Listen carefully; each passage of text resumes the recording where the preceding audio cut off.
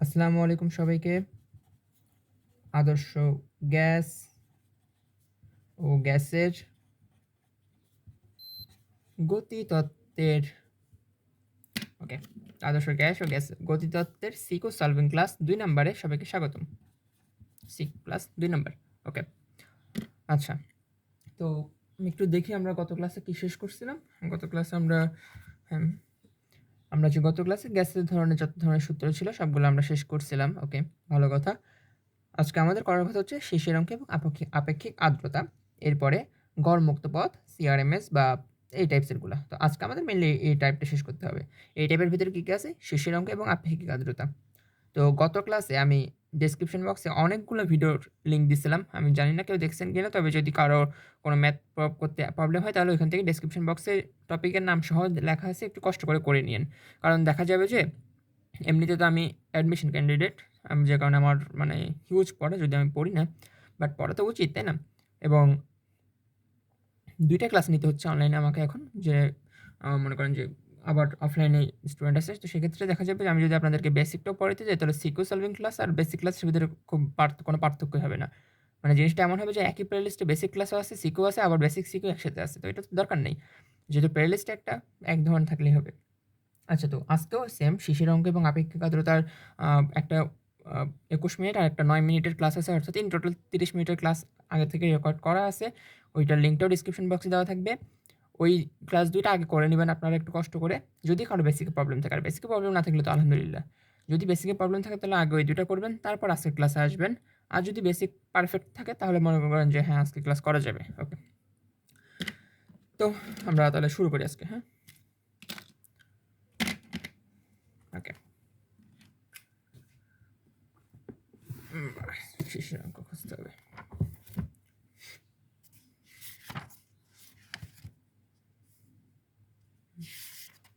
প্রথম থেকে দেখি। হ্যাঁ, একেবারে প্রথমটাই হচ্ছে একেবারে আপেক্ষিক আর্দ্রতা নির্ণয়, অর্থাৎ কোন ব্যক্তি কোথায় স্বস্তি বোধ করবে। দেখেন, আমি প্রথমটার স্ক্রিনশটটা করে নেন, আপনারা কাজে লাগবে।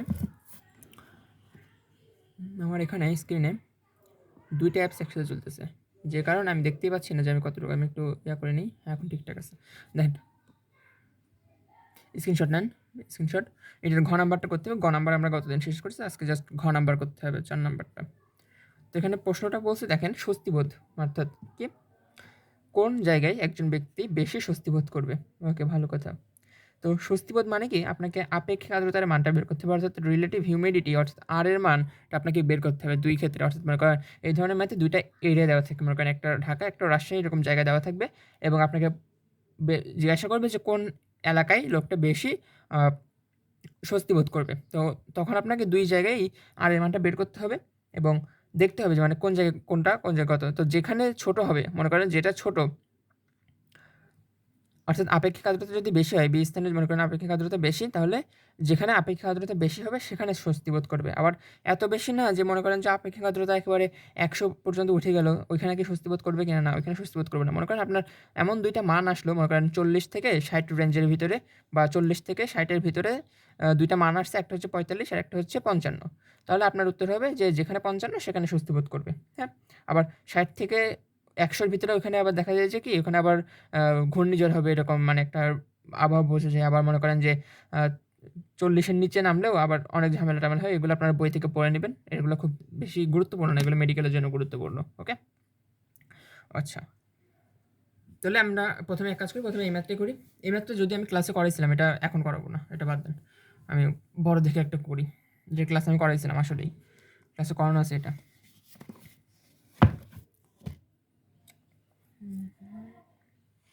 এটাও করাইছিলাম খুলনারটা। এটাও করাবো না।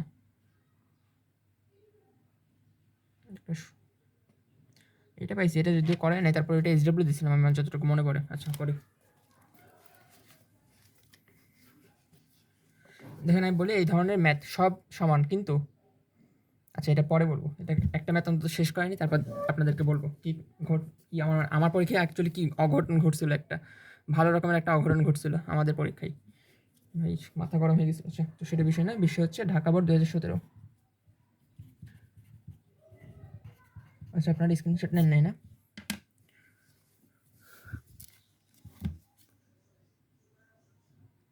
1 2 সরি 1 2 3 ডান। আচ্ছা, কোনো একদিন ল্যাবরেটরিতে সিক্ত ও শুষ্ক বাল্ব আর্দ্রতা মাপক যন্ত্রের শুষ্ক বাল্বের তাপমাত্রা এত, সিক্ত বাল্বের তাপ এত। আচ্ছা, বুঝলাম। তো হয়েছিল কি ঘটনা ঘটছিল এরকম একটা অঘটন যে একটা ল্যাবরেটরিতে এরকম একটা বক্স ছিল যেটাকে হাইগ্রোমিটার নাম বলা হয়। এখানে দুইটা থার্মোমিটার থাকে, একটা থার্মোমিটার থাকে এরকম যেটাতে নিচে কোনো পানি টানি থাকে না, আরেকটা থার্মোমিটার থাকে যেটার নিচে একটু পানি লাগানো থাকে। অর্থাৎ এটা হচ্ছে মনে করেন এটাতে একটু পানি লাগানো থাকবে, অর্থাৎ এতটুকু পরিমাণ ভিজবে এরকম, এতটুকু পানি। এখন ঘটনা যেটা করবে এটা হচ্ছে আর্দ্র, ভালো কথা, এটা হচ্ছে আর্দ্র আর এটা হচ্ছে কি সিক্ত। এতটুকু তো আমরা জানি, আমরা বেসিক ক্লাসে দেখছি। এটাকে নাম দেওয়া হয় θ1 এবং এটাকে নাম দেওয়া হয় θ2, অর্থাৎ কি এটা তাপমাত্রা এক এক রকম হবে, স্বাভাবিক। ওকে, এবং এখানে একটা মানে দেখা যায় যে গ্লেসিয়ারের ধ্রুবক থাকে এরকম জায়গায়, গ্লেসিয়ারের ধ্রুবক, ঠিক আছে। তো এতটুকু খেয়ে খেয়েছে, ভালো কথা। এখন আমাদেরকে বলছে কি একটা ছক দেওয়া আছে, দেখেন ছকটা আমি লিখে বলি, ছকটা প্রয়োজন হবে।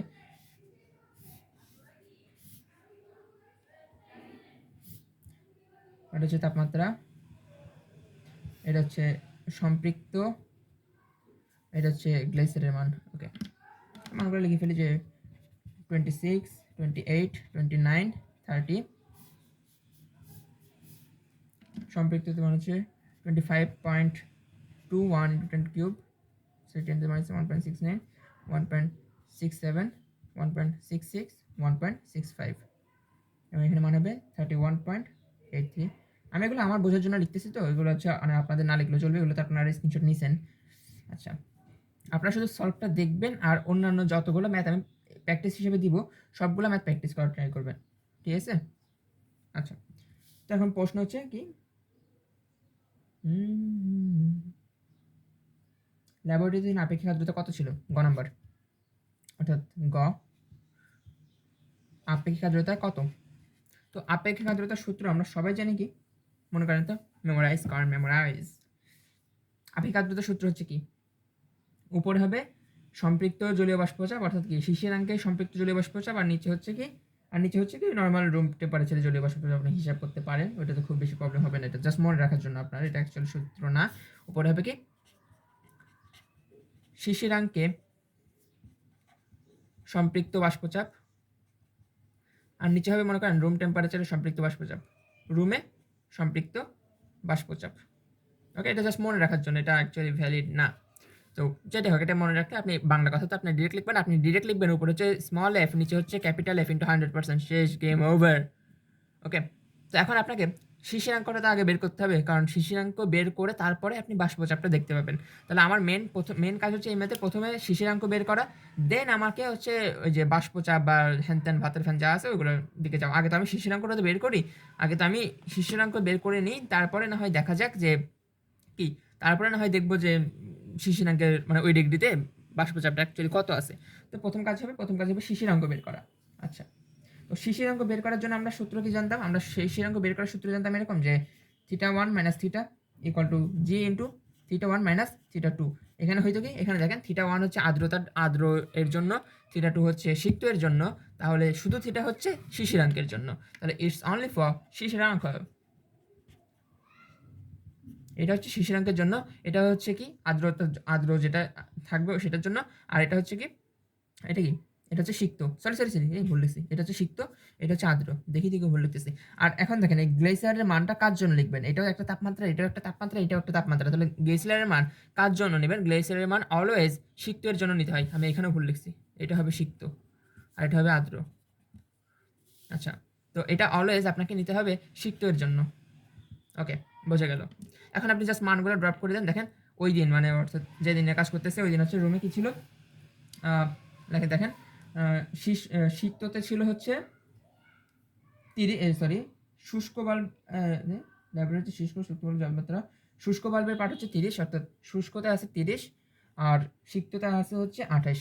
আচ্ছা, তাহলে শুষ্ক 30 মাইনাস থিটা ইকুয়াল টু গ্লেসের মানটা ফাঁকা রাখি, θ1 মানে হচ্ছে 30 মাইনাস 28। দেখেন এটা বুঝতে পারছেন আশা করি, এটা আমি জাস্ট দেখে লিখলাম। এখন গ্লেসিয়ারের মান কার জন্য বসাবো বলছি? 30 এর জন্য। তো 30 এর জন্য গ্লেসিয়ারের মান কত ছিল? 1.65। ওকে, বসাই দেন 1.65। এখন ডিরেক্ট আমার শিশিরাঙ্ক চলে আসবে, এখান থেকে ডিরেক্ট থিটার মান পাওয়া যাবে। আমি ক্যালকুলেটর একটু বের করে ট্রাই করি।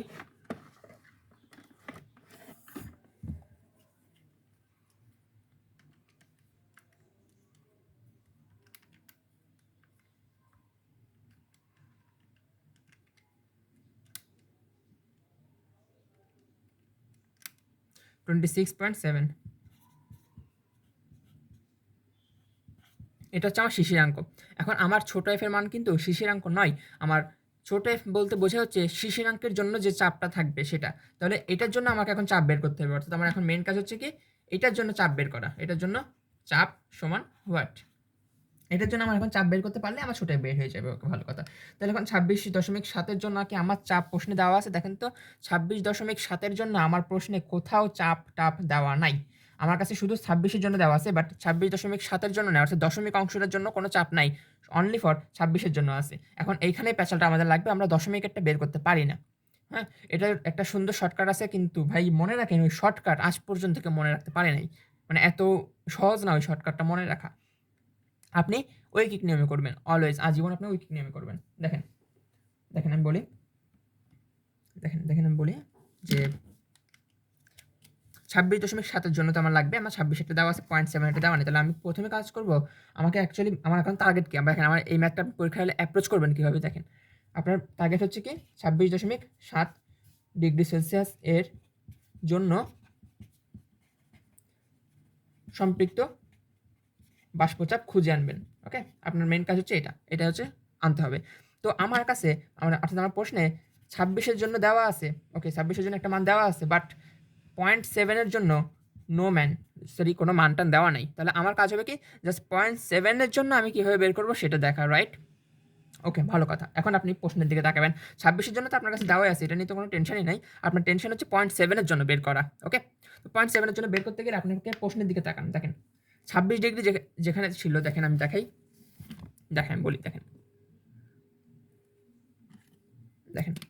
26 ডিগ্রি যেখানে ছিল আর কি, 26 নিয়েই তো আমরা কাজ করতেছি, অর্থাৎ 26.7 নিয়েই কাজ করতেছি। তো 26.7 সব থেকে কাছের জিনিস হচ্ছে 26 আর 28। তাহলে আপনার কাজ হবে যে দুইটা কাছের একেবারে, অর্থাৎ দশমিক মানের যে দুইটা কাছের সেই দুইটাকে প্রথমে টার্গেট করবেন। এই দুটো আমার টার্গেটে আছে, এই দুটো আমার টার্গেটে আছে, টপ টার্গেটে আছে এই দুইটা, অর্থাৎ 26 আর 28 আছে আপনার টার্গেটে। তাহলে আপনি এখন লিখবেন, এটা লিখবেন যে 28 মাইনাস 26, এটাই লিখবেন। যা লিখবো আমি যেভাবে লিখবো এইভাবেই মুখস্থ করেন, কাজে দিবে। লিখবেন কি 28 মাইনাস 26 ডিগ্রি সেলসিয়াস বা 2 ডিগ্রি সেলসিয়াস তাপমাত্রা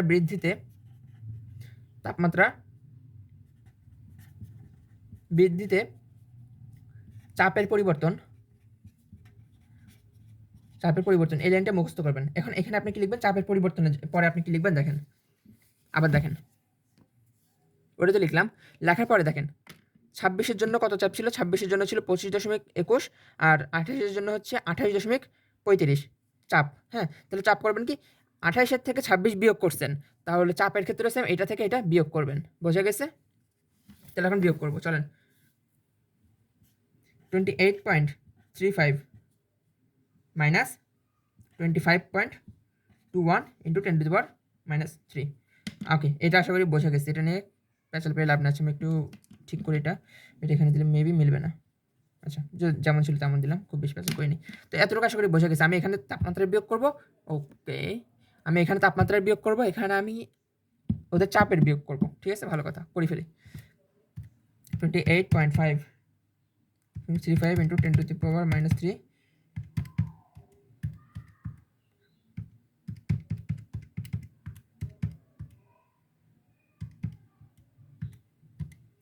answer will be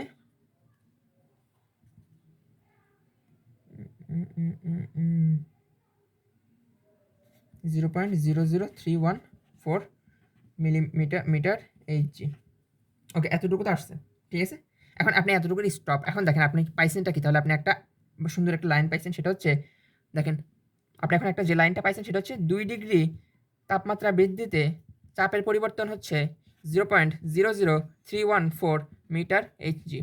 তাহলে 1 ডিগ্রি এর জন্য কত হবে? 1 ডিগ্রি এর জন্য হবে কত? 0.00314 ডিভাইড বাই 2 মিটার এইচজি। ওকে, এতটুকুতে আমরা বুঝি, এতটুকুতে আমরা ছোটো বাচ্চার অঙ্ক। তাহলে আমাদের প্রয়োজন, আলটিমেট প্রয়োজনটা কি ছিল? আমাদের প্রয়োজন ছিল 0.7 জন্য কাজ করা।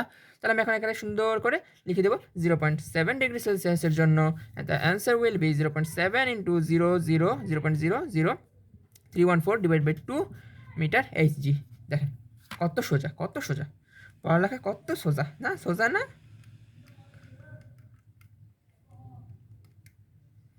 আসছে, উত্তর একটা আসছে, সেটা হচ্ছে 0.001099 মিটার এইচজি। তাহলে এটা আসলে কার জন্য? এটা আসছে 0.7 জন্য। এখন আমার প্রয়োজন কী ছিল? কার? আমার প্রয়োজন ছিল অ্যাকচুয়ালি 26.77 ডিগ্রি সেলসিয়াসের জন্য সম্পৃক্ত বাষ্পচাপ আমার প্রয়োজন, ঠিক আছে? তাহলে 26-এর জন্য তো আমি লিখতেই পারি, 26-এর জন্য আমরা কি ইকুয়ালটুকে লিখবো 26 প্লাস 0.7 চাপ বা সম্পৃক্ত বাষ্পচাপ, আপনি যাই লেখেন না কেন, দুইটাই ওকে, রাইট। 26-এর জন্য তো আপনার প্রশ্নে দেওয়াই আছে, দেখেন 26-এর জন্য একদম প্রথমেই দেওয়া আছে 25.21 ইন্টু 10⁻³ এটা তো 26-এর জন্য। আর 0.7-এর জন্য আপনি মাত্র নির্ণয় করছেন 0.001099। ওকে, ডান। এটা হচ্ছে মিটার এইচজি। তাহলে দেখেন 26.7-এর জন্য আপনি এই জিনিসটা পেয়ে গেছেন। হ্যাঁ, তো এটা যোগ করে দেখি,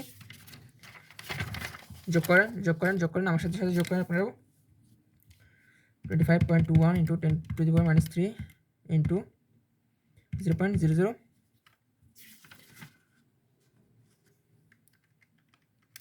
হ্যাঁ, ও বাবা, এটা সাইন্টিফিক না নিজে গেলে আর হবে না, সাইন্টিফিক 322, হ্যাঁ। তাহলে উত্তর আসতে হচ্ছে 2.8 ইন্টু 10⁻⁵ মিটার এইচজি। এখন এটা আমরা কি পাইলাম?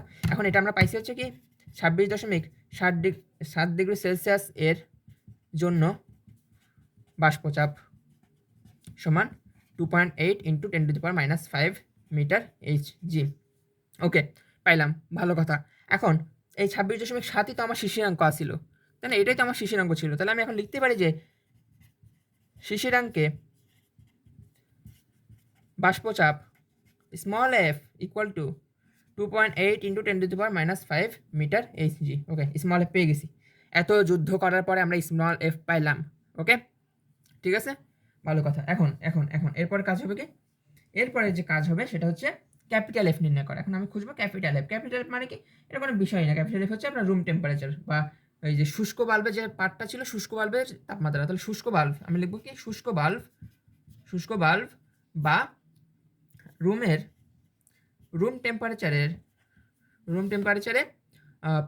যে তাপমাত্রা ছিল, তাপমাত্রা কত ছিল? Room temperature 31 degree Celsius. 31 degree Celsius এর চাপ, বাষ্পচাপ ক্যাপিটাল এফ ইকুয়াল টু, প্রশ্ন দেওয়া আছে দেখেন 31 এটা হবে 30 ডিগ্রি সেলসিয়াসের জন্য 31.83 ইন্টু 10⁻³ ওকে, তাহলে আমি ক্যাপিটাল এফ পাইলাম, স্মল এফ পাইলাম। এখন আমার আর এর মান বের করা কোনো বিষয় না, আর এর মান বা আপেক্ষিক আর্দ্রতা বের করা কোনো ব্যাপারই না। F by F into 100% equal to, করেন করেন ভাই, করেন, অনেক তো করে দিলাম, করেন।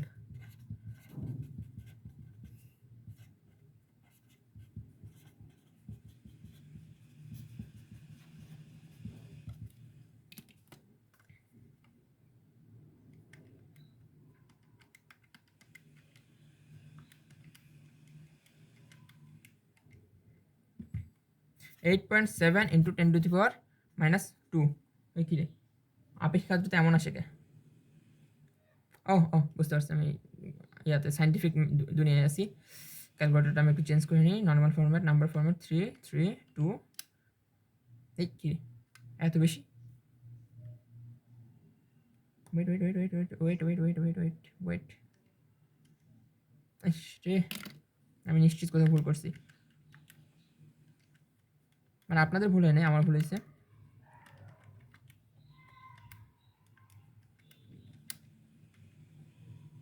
শান্তি, উত্তর মিলেছে, উত্তর মিলেছে, উত্তর মিলেছে, উত্তর মিলেছে, উত্তর তো মিলেছে, বাট বাট কেমন জানি সন্দেহ লাগিতেছে।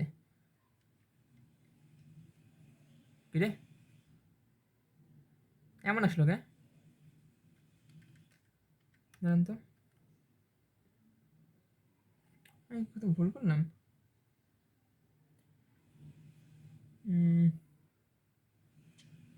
কোথায় তো ভুল করছি আমি, 1 মিনিট জানেন তো। 2.8 ইন্টু, সব ঠিক আছে, 25.1, ওয়েট মিনিট, নিশ্চিত কোথাও ভুল করছি। আচ্ছা, ম্যাথের প্রসেস ঠিক আছে, হ্যাঁ, ম্যাথের প্রসেসে কোথাও ভুল নেই সেটা আমি শিওর, এবং আমার মানে এখানে যে মান টানগুলো না এগুলো সব মিলছে। সব মানে সবই মিলছে, কিন্তু আমার আমার ক্যালকুলেটরে নিশ্চিত কোথাও ভুল হয়েছে। ওকে, একটু দেখি, তারপরেও একটু দেখি, প্রথম থেকে ক্যালকুলেট করি।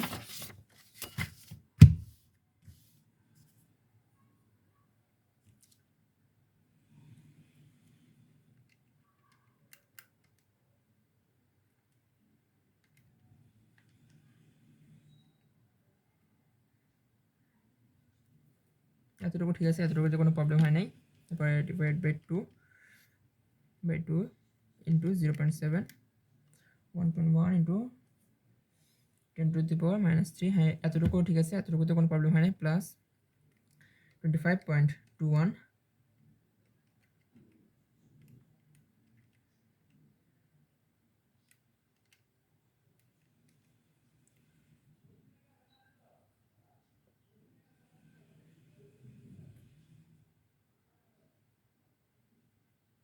হ্যাঁ ঠিক আছে।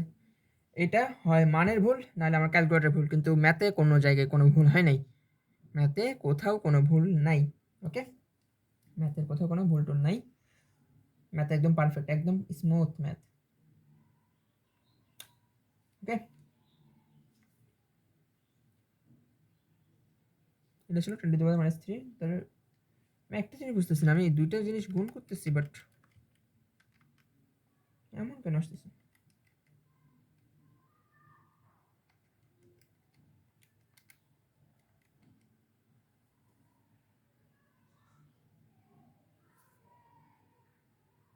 আচ্ছা, প্রসেস তো বুঝছেন ভাই, প্রসেস বুঝতে পারছেন মানে বহুত কিছু। আমার আমার এখানে কোথাও ভুল হচ্ছে, আপনাদের কোনো জায়গায় ভুল হওয়ার কথা না, আমি যতটুকু জানি। ঠিক আছে, বা ভুলটা হয়তো আমি আইডেন্টিফাই করতে পারতেছি না, বাট মান টান সব ঠিকঠাক আসছে। ইভেন এটা পর্যন্ত ঠিক আসছে, বাট এটা যদি সাইন্টিফিকে লেখা, বাট ক্যালকুলেটার দিলে এটাতে 82.65% আসবে আপনাদের। দেখেন মিলছে, আসলে এটা মিলবে, খুব বেশি প্রবলেম হবে না। ঠিক আছে, আচ্ছা, তো এটা গেল আপেক্ষিক আর্দ্রতা আর শিশিরাঙ্ক একসাথে গেল। ওকে, এখন আপনারা জুনিয়র ম্যাথ সব প্র্যাকটিস করবেন। আচ্ছা আচ্ছা, এটার ঘ নাম্বারটা করতে হবে। যদি ওই দিন তাপমাত্রা হঠাৎ 1 ডিগ্রি হ্রাস পায় তবে শিশিরাঙ্কের পরিবর্তন কীরকম হবে? তো কোনো ব্যাপারই না। দেখেন, হ্রাস পাবে বলছে মানে কোত্থেকে হ্রাস পাবে? হ্রাস পাবে হচ্ছে শুধু শুষ্ক থেকে হ্রাস পাবে, সিক্ত থেকে হ্রাস পাবেই না। ওকে, অর্থাৎ যেটাতে পানি লাগানো ছিল ওইখান থেকে তাপমাত্রা কিচ্ছু হবে না, ওইটা 28 ডিগ্রি ছিল, 28 ডিগ্রিই থাকবে। কিন্তু যেটা 30 ডিগ্রি ছিল ওইখান থেকে জাস্ট 1 ডিগ্রি কমবে, 1 ডিগ্রি কমাইলে আপনি শিশিরাঙ্ক পাবেন একটা, 1 ডিগ্রি কমে যে শিশিরাঙ্ক পাবেন ওইটা থেকে আগে শিশিরাঙ্কটা বিয়োগ করলে যেটা পাবে সেটাই উত্তর, শেষ, গেম ওভার। আঁকা, ওকে ওকে ওকে, তো এটা বসে গেছে আশা করি, এটা নিয়ে কোনো প্যারা নাই। এরপরে আমরা দেখবো আরো কোনো ম্যাথ ট্যাথ দেখি, সেম ম্যাথ পাই কিনা। সেম ম্যাথ বহুত আছে ভাই, বহুত মানে বহুত একেবারে, সিআরএমএস আর এগুলো দিয়ে ঠাসা একেবারে এই অধ্যায়টা, কারণ বয়েলের সূত্র টুত্র থেকে খুব বেশি ইয়া আসে না।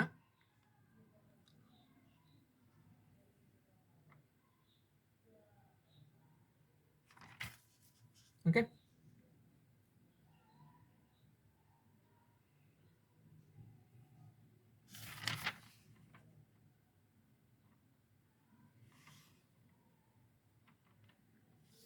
দেখেন এটা করবেন, এটা করবেন 8 নাম্বার, সিলেট বোর্ড 2017,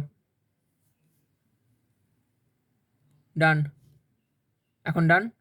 ওকে, 1 2 3 ডান। এখন এইটার প্রশ্নটা দেখেন একটু, মানে প্রশ্ন প্যাটার্নটা দেখেন, একদম সেম প্রসেস, সেম সূত্র, এক সব এক, পার্থক্য হচ্ছে কি বাংলা লেখায়। দেখেন, যদি ঘরের একটি জানালা খুলে দেওয়া হয় তাহলে জলীয় বাষ্প কোন দিক থেকে কোন দিকে চলাচল করবে? ওকে, ভালো প্রশ্ন এটা, এটার উত্তরটা আমি বলি একটু, দাঁড়ান।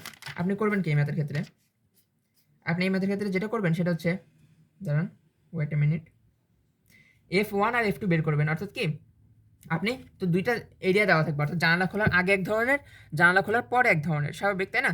তো জানালা খোলার আগে যে আপেক্ষিক আর্দ্রতা থাকবে ওইটা ইউজ করে আপনি শিশিরাঙ্কর চাপটা বের করবেন, আর F2 ইউজ করে, সরি, আরেকটা যে, অর্থাৎ জানালা খোলার পরে যে আপেক্ষিক আর্দ্রতা ছিল সেটা ইউজ করে আপনি আরেকটা শিশিরাঙ্ক পাবেন, রাইট? দুইটা কেস। তো দুই কেসের ক্ষেত্রে আপনি এখন দেখবেন যে কি, যেদিকে মনে করেন আপনি যদি কি বলে, এবং এটার উত্তর হবে, আমি বলি, জলীয় বাষ্প ঘরের ভেতর থেকে বাইরের দিকে যাবে, এটা কিন্তু একদম কমন সেন্স। জলীয় বাষ্প ঘরের ভিতর থেকে বাইরের দিকে যাবে, এটা একদম কমন সেন্স। আমি এক কাজ করি, আপনারা উত্তরের স্ক্রিনশটটাও নিয়ে নেন, আপনারা দেখেন, আপনারা দেখলেই বুঝবেন, আমি বললে বুঝবেন না, আপনারা দেখলেই বুঝবেন ভাই, এটা কোনো বিষয় না। দেখেন এখানে F1 F2 দিয়ে জাস্ট শিশিরাঙ্ক বুঝাইছে, আর কিছু না, শিশিরাঙ্ক বা ওই ধরনের হ্যান ত্যান ভাতের ফ্যান যা আছে সব। ওকে, ডান।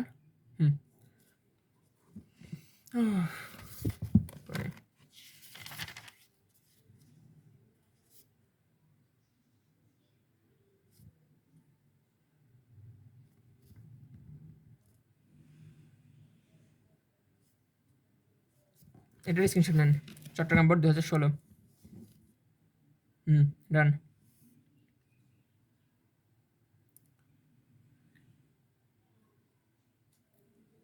ওকে, এরপর এটাও সিলেট বোর্ড 2016। ডান। বরিশাল বোর্ড নিয়ে ফেলেন, বরিশাল বোর্ড 2016 নিয়ে ফেলেন। ডান। এরপর এটা দিনাজপুর বোর্ড 2016। ডান। এরপরে এই তো যশোর বোর্ড 2015। অর্থাৎ এই অধ্যায়ে আপেক্ষিক আর্দ্রতা নিয়ে প্র্যাকটিসের কোনো শেষ নেই। দেখেন একটা বোর্ড যাইতে না যাইতে চলে আসতেছে, এই তার একটা চট্টগ্রাম বোর্ড 2015। ডান। এরপর সিলেট বোর্ড, এটা লাগবে, এটা লাগবে না, এটা বাদ। পরের পর আর কই আছো গো সখিনার মাথা,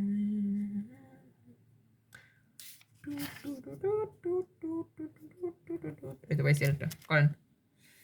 Dhaka residential model college. Okay, Dhaka residential model college দেখা যাচ্ছে, রে এখন দেখা যাচ্ছে, আশা করি। হ্যাঁ, পারফেক্ট করি। এবার এখানে আরেকটা ম্যাথ আছে, এটা আব্দুল কাদের মোল্লা সিটি কলেজ। পরে এই অনেকগুলো এক্সাম্পল দিচ্ছি, কিন্তু 4-5টা তো হয়েছেই, আরও বেশি হয়েছে একটা। আমি বলি এগুলা আপনি যখন দেখবেন যে করতে করতে করতে করতে এমন হয়েছে যে কি আপনি উত্তর দেখলে মানে বলে দিতে পারবেন যে কোন ম্যাথে কোন সূত্র ইউজ করলে কীরকম উত্তর আসবে, ভাই তখন স্টপ করে দেবেন, তখন আর দরকার নেই, তখন মানে আপনি বহুত কিছু আসলে। সেকশন ডান। ওকে, BAF শাইন কলেজ, BAF। ওকে, আরেকটা আনন্দমোহন কলেজ। ওকে,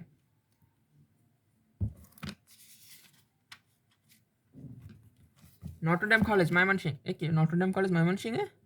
আচ্ছা, 2 নম্বরটা।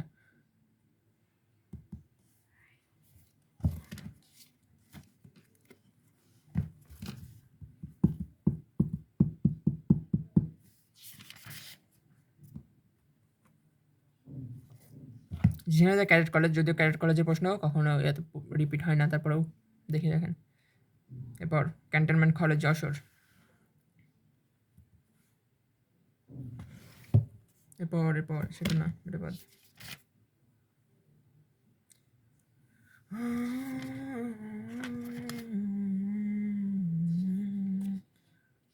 পাইছি।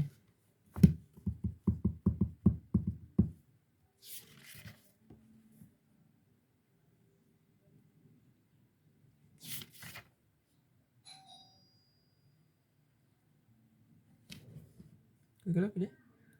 তো এটা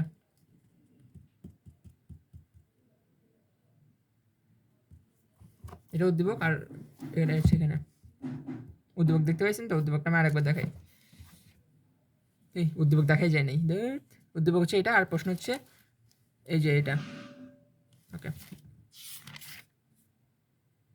আমি আপনাদেরকে একটু পরে একটা ইন্টারেস্টিং জিনিস দেখাবো, দাঁড়ান। আমি আপনাদেরকে প্রথমে বলছিলাম কিন্তু একটা প্রশ্ন দেখাবো, আমার পরীক্ষায় কি অঘটন ঘটাইছিল আর কি, ঘটে নাই, ঘটতে দিই নাই, আমি ভালো করে পড়ে গেছিলাম বাসা থেকে। কারণ এই অধ্যায়টা পড়তে গিয়ে মানে আমি মানে কি বলে ফ্রেন্ডসদের এত পরিমাণ প্রবলেম সলভ করছিলাম যে আমারই মুখস্থ হয়ে গেছিলো।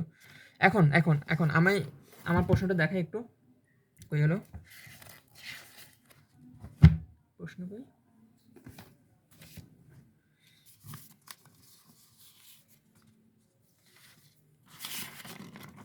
দেখেন, আপনারা এতগুলো সব ম্যাথ করেন আর না করেন, এই ম্যাথটা অবশ্যই করবেন। হ্যাঁ, এই ম্যাথটা আপনারা অবশ্যই করবেন। এই ম্যাথটা করতে গেলে আপনারা যখন ঘ নাম্বারটা করতে যাবেন, ভাই একদম সেম। দেখেন, শিশিরাঙ্ক নির্ণয় করতে বলছে, ভালো কথা।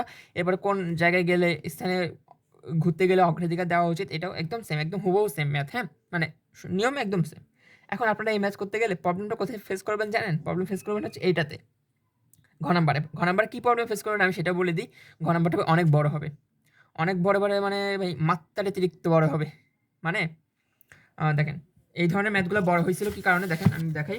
এই ধরনের ম্যাথটা বড় হয়েছিল এই এফটা নির্ণয় করতে গিয়ে, রাইট? এই ছোট এফ নির্ণয় করতে গিয়ে আমরা দুনিয়া ঘুরে আসছি।